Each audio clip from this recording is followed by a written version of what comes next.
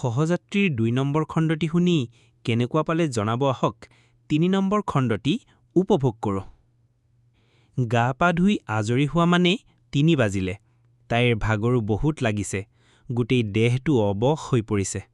হাত ভৰি অচল হৈ যোৱা যেন লাগি গৈছে।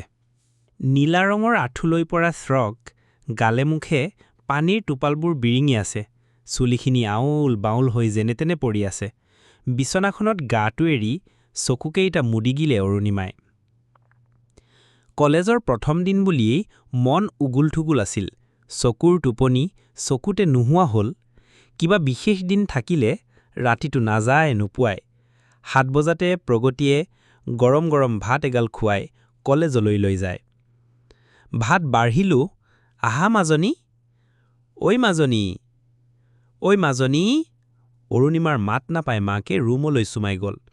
আহা আকৌ, ভাত খাই লোৱাহি, অথনিৰে পৰা মাতি আছোঁ তোমাক, বুলি কৈ তাইৰ গাত জোকাৰি জগাই দিলে প্ৰগতিয়ে। ভাগৰত টোপনিয়ে হেঁচি ধৰা দেহটো বিচনাৰ পৰা উঠাব পৰা নাই তাই, মুখেৰে মাতিব পৰা নাই তাই। মাত নাপাই প্ৰগতিয়ে তাইৰ ৰুমলৈ গৈ তাইক টানি আজুৰি আনি ভাতৰ পাতত বহুৱালে। চকুহাল মোহাৰি মোহাৰি আহি ডাইনিং টেবুলৰ পৰা চকীখন টানি লৈ বহিলে। মা, আপুনি এদিলৈকে ভাত খোৱাই নাই? কাঁহীখন ওচৰলৈ টানি লৈ ক'লে। তোমাক এৰি খাব পাৰোঁ জানো?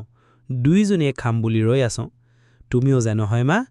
বহক মা, খাওক, বুলি কৈ ভাত এগুৰা মুখত ভৰালে। খোৱা খোৱা, খাই লৈ অলপ আৰাম কৰা, আজি ভাগৰ লাগিছে হবলা তোমাৰ।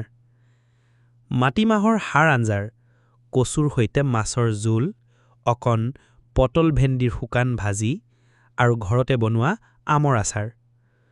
প্ৰগতিক গোসাঁইঘৰত প্ৰাৰ্থনা গোৱা শুনি ছাৰ পালে অৰুণিমাই। মুখ হাতে ধুই সেৱা ল'লে তাই। গোটেই ঘৰ মহলটোত ধূপ ধূনাৰ গোন্ধ বিয়পি পৰিল। সন্ধিয়াৰ চাহকাপ দুয়োজনীয়ে বাৰণ্ডাত বহিয়ে খায়। মূৰৰ বিষটো আজি উজাই আহিছে। কপালে মৰে নাৰিকলৰ তেল অলপ লগাই সোনকালে শুলে তাই। সন্মুখৰ ডাঙৰ গেটটোত তলা মৰা, সৰু গেটৰ ফালে অহা যোৱা কৰি আছে মানুহবোৰ। টেবুল চকী পাৰি চকীদাৰ এজন থাকে। ভিতৰত সোমাই সোঁফালে ডাঙৰ বেলগছ এজোপা, মাজতে এখন নানাৰঙী ফুলৰ বাগিচা। তাৰে ওচৰতেই 2টা মহলাৰ বিল্ডিঙৰ ওপৰৰ মহলাত মহাবিদ্যালয়ৰ পুথিভঁৰাল, কাষতেই KKHOUৰ চেণ্টাৰটো। নাকৰ পোনে পোনে গ'লে কলেজৰ খেলপথাৰখন, ওচৰতে ষ্টেডিয়াম আৰু অডিটৰিয়ামটো আছে। বাওঁফালে ল'ৰাবোৰৰ কমন ৰুম, সেউজীয়া ঘাঁহনি ডৰাৰ সৈতে বহিব জিৰণি ল'ব পৰাকৈ গছৰ তলত ধুনীয়াকৈ ব্যৱস্থা আছে।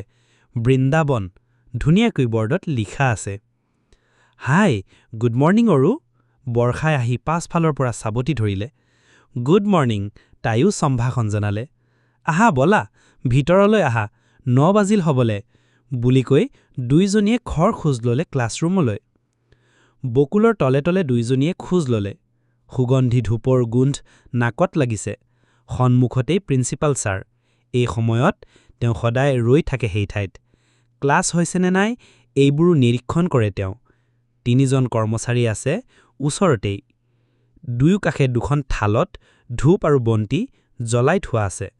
মজিয়াখন তিতি আছে। ধূপ জ্বলোৱাৰ আগতে পানী ছটিয়াই লৈছিল। গুড মৰ্ণিং ছাৰ, দুয়োজনীয়ে পুৱাৰ সম্ভাষণ জনালে। গুড মৰ্ণিং, বুলি কৈ ছাৰে সামান্য মূৰটো জকাৰিলে। চিৰিকেইটা পাৰ হৈয়েই ছোৱালী কমন ৰুম। বাওঁফালে অৰুণিমাহঁতৰ বিভাগ আৰু ক্লাছৰুম, ওচৰতে হিন্দী বিভাগটো আছে। ৩ নম্বৰ খণ্ডটি শুনি যদি ভাল পালে তেন্তে লাইক, কমেণ্ট, শ্বেয়াৰ কৰিবলৈ নাপাহৰিব আৰু চেনেলটো ছাবস্ক্ৰাইব কৰি দিব। ধন্যবাদ।